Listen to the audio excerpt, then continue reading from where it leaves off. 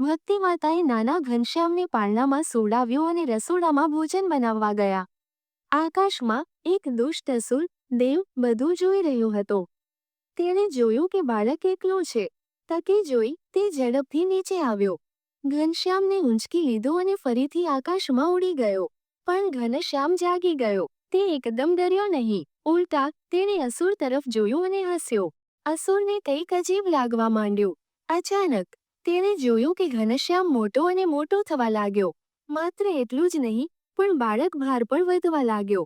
થોડા જ ક્ષણોમાં ઘનશ્યામ પૃથ્વી જેટલો મોટો, ગોળ અને ભારે બની ગયો.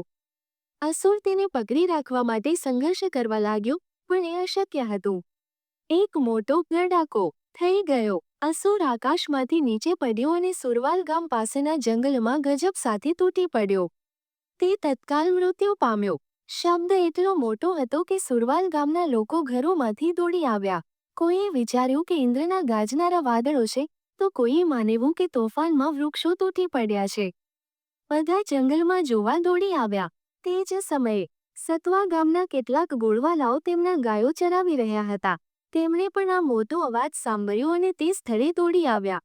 ત્યાં તેમણે ભયાનક અસુરના વિશાળ, નિર્જીવ શરીરને પડેલું જોયું.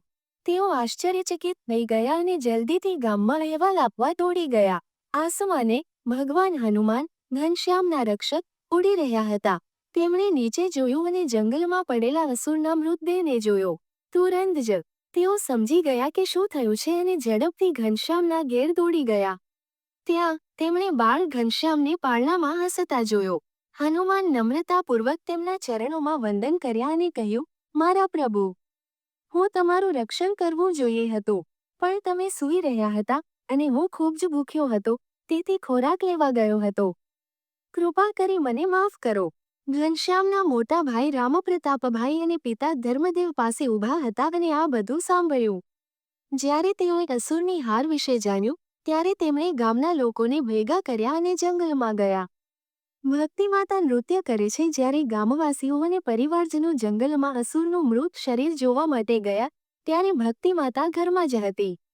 તેણે ઘનશ્યામને પારણામાં હસતા જોયા અને તેમના દિવ્ય ચહેરા પર અજવાળું છલકાતું હતું. તેણે તુરંત સમજી લીધું કે એના લાડલા દીકરાએ કોઈ મોટું ચમત્કાર કર્યું છે. આનંદથી ભક્તિમાતાના હૃદયમાં પ્રેમ અને ગર્વનું તરંગ વહેવા લાગ્યું. अरे दोस्तों, अगर आपको ये पसंद आया तो लाइक बटन दबाएं और सब्सक्राइब करें हमारे चैनल को, साथ ही बेल आइकन दबाएं।